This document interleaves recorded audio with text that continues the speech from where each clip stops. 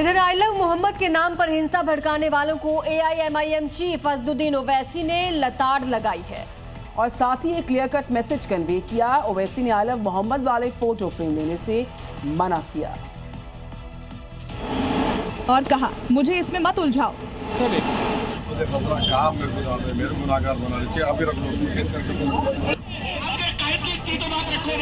I love Mohammad मामले पर देश के मुसलमानों को मैसेज देते हुए ओवैसी ने साफ कहा कि मोहब्बत सिर्फ नारे लगाने से नहीं होती है, बल्कि अपने कर्मों और समाज में सुधार लाकर इसे साबित करना पड़ता है। महाराष्ट्र के हिंगोली से खबर है, नवरात्र के मौके पर जो जुलूस निकला उसमें बवाल हो गया है। इस दौरान दो पक्षों में किसी बात को लेकर कहासुनी हुई, जो देखते ही देखते मारपीट में तब्दील हो गई। इस दौरान दोनों ओर से जमकर लाठी डंडे चले, ईंट पत्थर चले।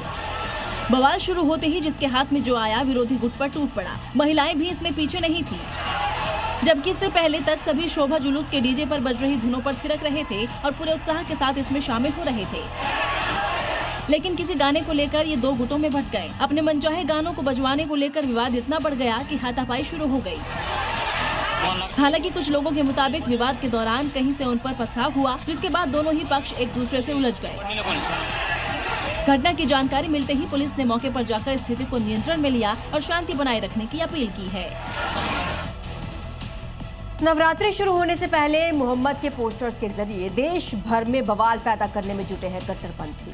गरबा हो या दुर्गा पूजा, इसके दौरान जो मंसूबे हैं इनकी उसको लगातार अंजाम देने में लोग जुटे रहे। और मुंबई के मीरा भयंदर इलाके में एक सोसाइटी में गरबे के दौरान एक शख्स ने अंडा फेंक दिया और पूरे कार्यक्रम को बाधित करने का प्रयास किया। आरोप इसी सोसाइटी में रहने वाले मोहसिन खान नाम के शख्स पर लगा है। रात के वक्त सोसाइटी के पार्क में गरबा चल रहा था और सभी गरबा सेलिब्रेशन में मगन थे कि इसी बीच कहीं से गरबा पंडाल के बीचों बीच आकर एक अंडा गिरता है। अंडा गिरते ही वहां अफरा तफरी मच गई। इसी बीच लोगों ने एक शख्स को अपनी बालकनी से भागते हुए देखा। इसके बाद वहां हंगामा मच गया और लोग बेहद आक्रोशित हो गए। हालांकि वहां मौजूद कुछ लोगों ने मौके की नजाकत को देखते हुए पुलिस को बुला लिया और पुलिस ने मामले की जांच का भरोसा दिया है। तो वहीं सोसाइटी के लोगों के मुताबिक इससे पहले मोहसिन ने शोर मानक से ज्यादा होने और 10 बजे के बाद भी गरबा होने पर लोगों से लड़ाई कर चुका था। महाराष्ट्र के मुंबई में गरबा कार्यक्रम के दौरान खूब बवाल हुआ है। बजरंग दल के कार्यकर्ताओं ने आरोप लगाया कि समीर शेख नाम का युवक कलावा पहनकर गरबा में आ गया। घटना की जानकारी मिली तो पुलिस वहां पर पहुंची, जिसके बाद वहां बजरंग दल के कार्यकर्ताओं की पुलिस के जवानों के साथ हाथापाई शुरू हो गई। इसके बाद पुलिस ने कुछ कार्यकर्ताओं को जबरन हिरासत में ले लिया। घटना की जानकारी मिलने के बाद पुलिस पहुंच गई, जिससे मामला गर्मा गया और हंगामा शुरू हो गया। बजरंग दल ने आरोप लगाया कि पुलिस ने विशेष समुदाय के शख्स को पकड़ने के बजाय उनके कार्यकर्ताओं के साथ मारपीट की। इस दौरान पुलिस ने कई लोगों को हिरासत में ले लिया।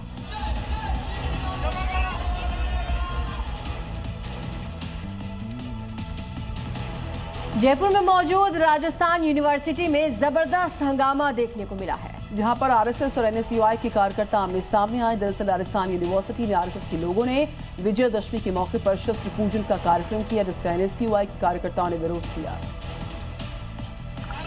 और देखते ही देखते बात इतनी बिगड़ गई कि आरएसएस और एनएसयूआई कार्यकर्ताओं के बीच झड़प हो गई।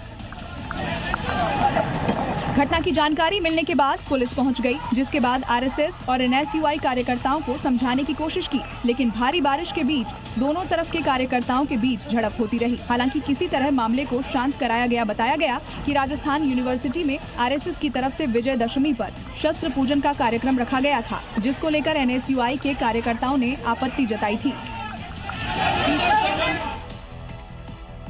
आरएसएस यानी कि राष्ट्रीय स्वयंसेवक संघ की स्थापना के 100 साल पूरे होने पर केंद्र सरकार के संस्कृति मंत्रालय ने दिल्ली में संघ के सम्मान में एक कार्यक्रम आयोजित किया, जिसमें पीएम मोदी भी शामिल हुए, जहां उन्होंने देश को तोड़ने के लिए साजिश रच रही शक्तियों को कड़ा संदेश दिया है,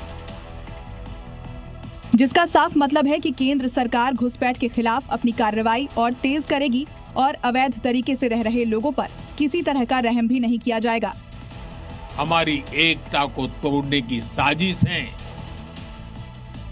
डेमोग्राफी में बदलाव के षड्यंत्र कि हमारी सरकार इन चुनौतियों से तेजी से निपट रही है। कार्यक्रम संघ के 100 साल पूरे होने पर था।